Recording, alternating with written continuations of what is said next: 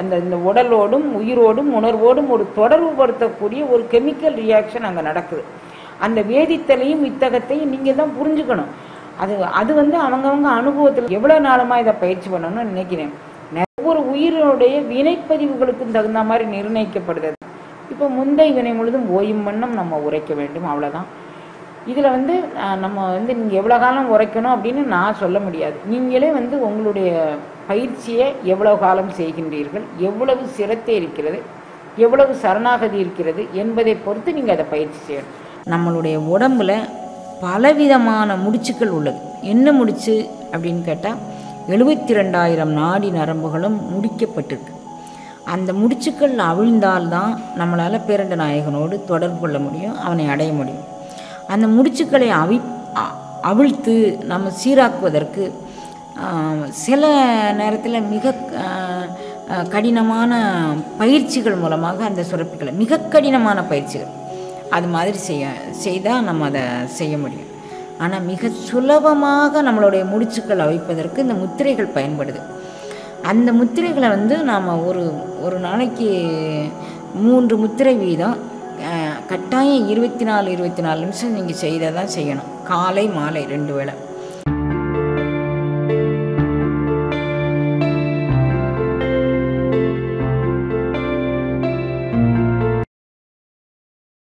இன்று திருமூல திருமந்திரம் சந்திர யோகத்தில் 11வது பாடலுக்கான விளக்கம் பார்க்க இருக்கிறோம்.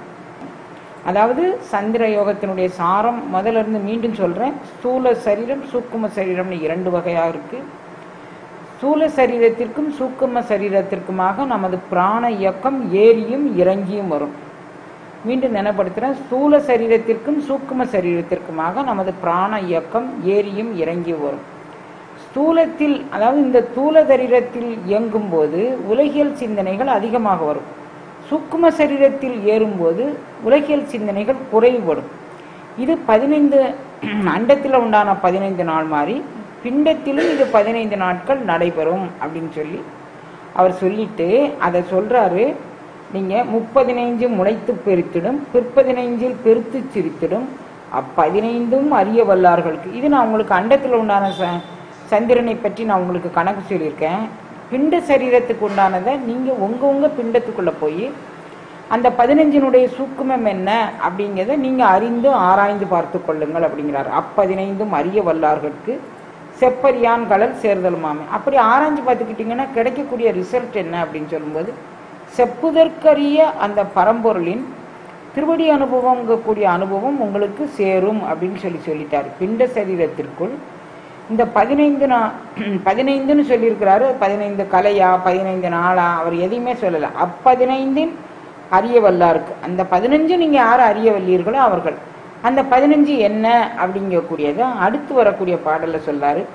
அங்கி எழுப்பி அருங்கதர் ஊட்டத்து தங்கும் சசியினால் தாமம் 5 ஆகி பொங்கிய தாரகையாம் புலன் போக்கர திங்கள் கதிர் அங்கி சேர்கின்ற யோகமே.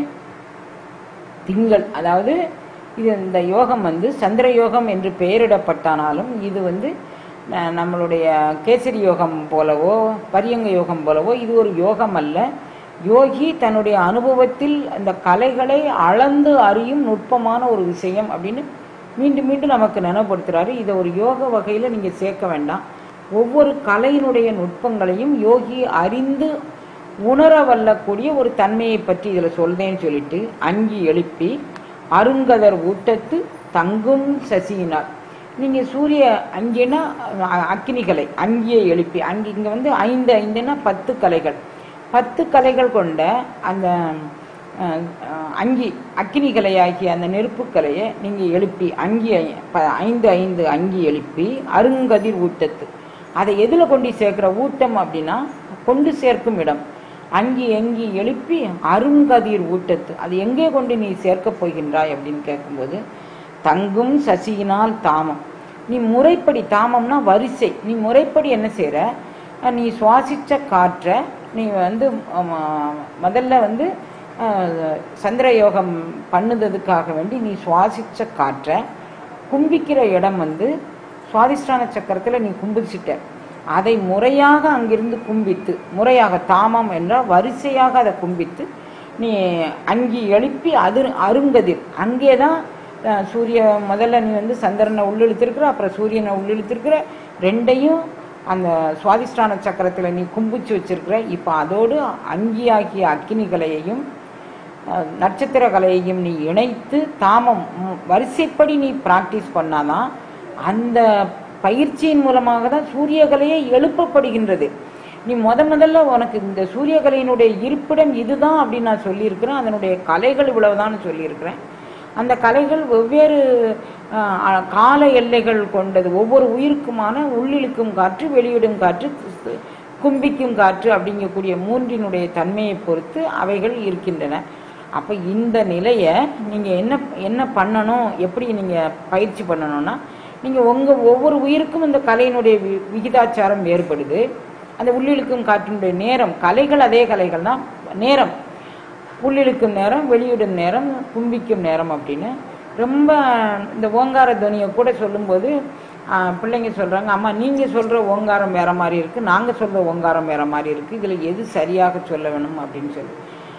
அது ஒன்றும் பெருசாக இல்லை, நம்ம சொல்ல சொல்ல தன்னால் வந்துடும் குழந்தைங்களா அப்படின்னு நான் சொல்கிறேன். அது சொல்ல சொல்ல ஓம்கிறதுக்கு 2 அளவு, அந்த ஓவனாவுக்கு 2 அளவு கொடுத்துக்கோங்க, இம்மனாவுக்கு 1 அளவு கொடுங்க, அது உங்களுக்கு சரியாக வந்துடும் அப்படின்னு சொல்லி நான் சொன்னேன்.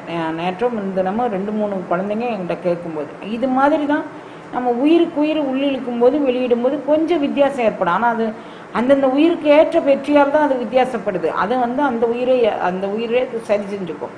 அதுக்கு நீங்கள் ரொம்ப முக்கியத்துவம் கொடுத்து கவலைப்பட வேண்டாம். ஆனால் இப்போ நம்ம என்ன செய்யணும் அப்படின்னா, ஏற்கனவே நீங்கள் சந்திரகலையை உள்ளிழுத்து, அதுக்கப்புறம் சூரிய கலையை உள்ளிழுத்து, அப்புறம் சுவாதிஷ்டான சக்கரத்தில் நீங்கள் கும்பிக்க பண்ணிட்டீங்க. இப்போ அக்கினி கலையோடு நட்சத்திர கலையை இணைக்கும் போது அங்கே உங்களுக்கு ஒரு இனிஷியேஷன், அதாவது உங்களுக்கு ஒரு தொடர்பு எல்லை உங்களுக்கு இருக்கும். அந்த தொடர்பு இந்த உடலோடும் உயிரோடும் உணர்வோடும் ஒரு தொடர்பு படுத்தக்கூடிய ஒரு கெமிக்கல் ரியாக்ஷன் அங்கே நடக்குது. அந்த வேதித்தலையும் இத்தகத்தையும் நீங்கள் தான் புரிஞ்சுக்கணும். அது வந்து அவங்கவங்க அனுபவத்தில் தான் புரிஞ்சுக்கணும். அதனால அவர் கடந்த பாட்டிலே சொல்றாரு, அப்பதினைந்தும் அறிய வல்லாருக்கு செப்பரியான் கடல் சேர்தல் எளிது. அந்த 15 நீங்க அறிஞ்சுக்கிட்டீங்கன்னா செப்பரியான் கடல் உங்களுக்கு அதை பத்தி நீங்க தெரிஞ்சுக்கலாம் அப்படின்னு சொல்லி அந்த 15 என்னன்னு சொல்லும்போது, அங்கியோடு நீங்க அந்த 10 அந்த அக்கினி கலை ஆகிய 10 கலையோடு இந்த சந்திரன் சூரியன் இவைகளை இணைச்சு அங்க வேதித்தல் நடந்த போதுதான் உங்களுக்கு அந்த இடத்திலிருந்து மேலெழுந்து உங்களுக்கு தொண்டக்குழி வரைக்கும் சூரியகலை தோன்ற போது, அங்கிருந்து மேலெழுந்து சந்திரகலை தோன்ற போது. அப்ப இந்த கெமிக்கல் ரியாக்ஷனுக்கு நீங்க வெயிட் பண்ணுங்க. நீங்க உள்ளிழுக்கும் போதும் வெளியிடும் போதும் எவ்வளவு நாளுமா இதை பயிற்சி பண்ணணும்னு நினைக்கிறேன். நிறைய அன்பர்கள் சந்திர யோகத்தின் மேல ரொம்ப தீராத ஆர்வம் கொண்டு, அம்மா நாங்க எவ்வளவு காலம் இதை பண்ணணும், எவ்வளவு காலம் பண்ணுனா எங்களுக்கு இந்த ரியாக்ஷன் கிடைக்கும் அப்படின்னு சொல்லி என்கிட்ட கேட்டாங்க. நான் வந்து அவங்க கேட்கும்போது அடுத்தடுத்து ஆட்கள் வந்திருந்ததுனால நான் வந்து உங்களுக்கு பிறகு சொல்றேன்னு சொன்னேன். அதுக்கப்புறம் அவங்ககிட்ட சொல்லலை. இதுவே உங்களுக்கான பதிலை எடுத்துக்கோங்க. சிவபுராணத்தை பற்றி சொல்லும்போது, சிவபுராணம் வந்து எனக்கு எம்பெருமானுடைய திருவடி அனுபவத்தை எனக்கு பெற்றுத்தரும். மெய்யே உன் பொன்னடிகள் கண்டு இன்று வீடுற்றேன். இது செப்பரியான் கடல் சேர்தல் அப்படின்னு இவர் சொல்லிட்டாரு. எல்லா அருளாளர்களும் கடல் அனுபவம் பெறுறதான் பெருசுன்னு சொல்லியிருக்கிறாங்க. அப்ப மெய்யே உன் பொன்னடிகள் கண்டு இன்று வீடுற்றேன். இன்றைக்கே எனக்கு வீடு பேர் கிடைச்சிருச்சு. எப்போ எதனால கிடைச்சுன்னா, உன் பொன்னடிகளை கண்ட உடனே எனக்கு வீடு பெறலாம். அதுக்கப்புறம் அந்த செகண்ட் தாட்டுக்கே இடமே இல்லை, 2வது எண்ணத்திற்கே இடமில்லை, எண்ணமே ஒளிஞ்சு போச்சு. அப்ப இன்று வீடு பெற்றேன்னா அவர் எத்தனை நாள் பயிற்சி பண்ணியிருப்பாருமா, அவர் அதை வீடு பெற்றாருன்னு சொல்லாரு. அங்க எத்தனை நாள் பயிற்சி பண்ணோம் அவரே அதுல சொல்லிட்டாரு. முந்தை வினை முழுதும் ஓய உரைப்பன். நான் சொல்லிட்டே இருப்பையா, என்னுடைய பழைய வினைகள் எவ்வளவு இருக்கும் அது வரைக்கும் நான் சொல்லிட்டு இருப்பேன். முந்தை வினை முழுதும் அது ஓயும்படியாக நான் உரைத்து கொண்டே இருப்பேன் அப்படின்னு சொல்றாரு. அப்ப நான் எவ்வளவு நாளமா பயிற்சி பண்ணணும், இந்த கெமிக்கல் ரியாக்ஷன் எங்களுக்குள்ள ஒரு வேதித்தலும் வித்தகத்தன்மையும் நடப்பதற்கு நான் என்ன செய்ய வேண்டும்னு நினைக்கிறேன். நிறைய அன்பர்கள் கேட்டாங்க. அவங்க ஆர்வத்தோடு அதை இந்த பகுதியை பார்த்துட்டு அவங்க கேட்குறாங்கங்கிறத நான் புரிஞ்சுட்டேன். ஆனால் எவ்வளவு நாள் அப்படிங்கிறது ஒவ்வொரு உயிரினுடைய வினைப்பதிவுகளுக்கும் தகுந்த மாதிரி நிர்ணயிக்கப்படுதே தவிர, இதில் நான் ஒரு தேர்ட் பார்ட்டி, இது வந்து உங்களுடைய பெர்சனல் மேட்டர். நீங்கள் உங்களுடைய உடலுக்குள்ளேயும் உங்களுடைய உணர்வுக்குள்ளேயும் நடக்கக்கூடியதை நீங்கள் பார்க்க போறீங்க. நான் வந்து இதில் உங்களுக்கு என்னன்னு சொல்ல முடியும் அப்படின்னு கேட்டால், நீங்கள் வேதித்தலும் வித்தகமும் நடக்கும் வரைக்கும் நீங்கள் பயிற்சி பண்ணுங்க. அந்த வேதித்தல் வித்தகம் எப்போ நடக்கும், அது வரைக்கும் நீங்கள் இடையீடு இல்லாமல், அதே முந்தை வினை முழுதும் ஓய உரைப்பன் யான். அது மாதிரி முந்தை வினைகள்லாம் கழிஞ்சு என்னுடைய உடலுக்குள்ள செப்படியான் கடல் சேர்தல் எளிதாகும் வரைக்கும் நீங்கள் அந்த பயிற்சியை பண்ணணும் அப்படின்னு அவரே சொல்லியிருக்கிறார். அப்போ அப்பதினைந்தும் அறிய வல்லார்களுக்கு ஒரு 15 சொல்லிட்டேன். அந்த 15 என்ன, அதை எப்படி அறியுது, நீ உனக்குள்ளே தேடு மகளே அப்படின்னு அவர் சொல்றாரு. நீங்க எல்லாரும் உங்களுக்குள்ளே தேடுங்க மக்களே அப்படின்னு அவர் சொல்றாரு. அப்போ நீங்க என்ன பண்ணணும், நான் எவ்வளவு நாளுமா செய்யணும், எவ்வளவு நாளுன்னு அவர் காலக்கடிக்கீடே சொல்லலை. ஆனால் இன்னொரு இடத்துல பயிற்சி பண்ணும்போது அவர் சொல்லியிருக்கிறாரு, இது 6 ஆண்டு காலம். அது யாருக்குன்னு சொன்னால் 12 வயதில் தொடங்குறவங்களுக்கு 12 வயதுக்குள்ள மரணமில்லா பெருவாழ் வரைக்கும் நான் கூட்டிகிட்டு போயிடுறேன்னு அவர் சொல்லியிருக்கிறார். அது எப்போ தொடங்குறாரு, 12 வயதில். 12 வயது ஏன் தேர்ந்தெடுத்தார் அப்படின்னா 13ங்கிறது 12ங்கிறது 12 அப்படின்னு சொல்கிறோம். 13ங்கிறது பதின்ம பருவம் அப்படின்னு அந்த பருவத்துக்கு பேர். அது டீனேஜ் அப்படின்னு சொல்கிறாங்க. அதில் தான் நம்மளுடைய உடம்புக்குள்ள கெமிக்கல் ரியாக்ஷன் நடக்கக்கூடியது.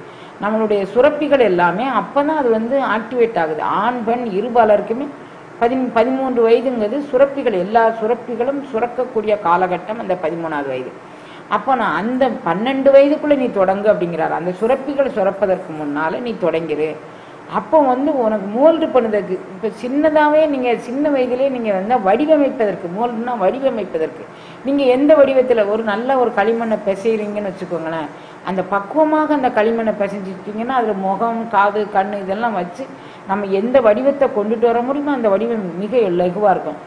இப்போ இதை களிமண்ணை காய விட்டுட்டோம் அப்படின்னு சொன்னால் நம்ம அதுக்காண்டி வெயிட் பண்ணணும். மீண்டும் தண்ணி தொளிச்சு அது கட்டி தட்டி இல்லாமல் அதை சரி பண்ணதுக்கு அது பண்ணணும். அப்போ 12 வயதுங்கிறது மோல்டு பண்ணுவதற்கு மிக எளிமையான வயதுங்கிறதுனால அந்த வயதை அவர் தேர்ந்தெடுத்து அந்த வயதுக்குள்ளே சொன்னார். அவர்களுக்கு தான் அதை சொல்லியிருக்கிறார். 6 வருஷம் சரத்தை நீங்கள் சரி பண்ணினீங்கன்னா சரம் பார்ப்பவன் பரம்பார்ப்பான்னே ஒரு பழமொழி. சரத்தை பற்றி நீ தெரிஞ்சுக்கிட்டீங்கன்னா பரத்தை பற்றி தெரிஞ்சுக்கலாம் அப்படிங்கிறார். அப்போ அவங்களுக்கெல்லாம் அதை சொல்லியிருக்கிறாரு. அது என்ன ஏஜ் லிமிட்டு, அவங்களுக்கு வேறு சிந்தனைகள் புகாத வரைக்கும். நமக்கு இப்போ எல்லா ஊர்க்குப்பைகள்லாம் நம்ம தூக்கி சுமந்துட்டோம். நமக்கு அங்கே ஓடிட்டோம், இங்கே ஓடிட்டோம், எதுக்காண்டி மனைவிக்கு ஓடிட்டோம், மக்களுக்கு ஓடிட்டோம், பொருளாதாரத்துக்கு ஓடிட்டோம், வறுமைக்கு ஓடிட்டோம், எளிமைக்கு ஓடிட்டோம், எதுக்கோ ஓடிட்டோம். அதுக்கப்புறம் இப்போ நம்ம என்ன செய்யணும்னா இப்போ முந்தை வினை முழுதும் ஓயும் வண்ணம் நம்ம உரைக்க வேண்டும். அவ்வளோதான். இதில் நம்ம நீங்கள் எவ்வளோ காலம் உரைக்கணும் அப்படின்னு நான் சொல்ல முடியாது. நீங்களே உங்களுடைய பயிற்சியை எவ்வளவு காலம் செய்கின்றீர்கள், எவ்வளவு சிரத்தை இருக்கிறது, எவ்வளவு சரணாகதி இருக்கிறது என்பதை பொறுத்து நீங்கள் அதை பயிற்சி செய்யணும்.